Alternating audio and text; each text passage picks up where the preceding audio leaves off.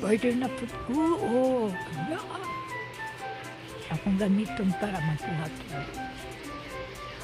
Hindi ko naman po. Oh, notepad, sticky notes, combined sa mga tracing pads. Gamitin siya.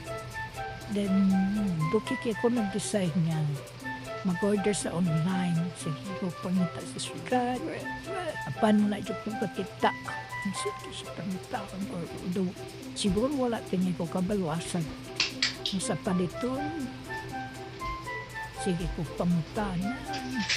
Wala dyan. Wala ko katry sa punch. Hindi lang dyan ko kabalwasan kung malit. May available. Kapag ka ay tubod ko. Nagpalit na yung dyan ko. Excited na kaya ko na ako ni itry. Kuan. Buhat. Notepad, especially kung abutayan mo. Teacher's Day. So, kung siya itry. Nana ko yung red. Nindot yun na tayo laing color. People will say, Mani, why? Good for notepads. Kiniput sa sticky note or notepads tingalili. Na siya papapin mo ako brush. Papapinan sa seller.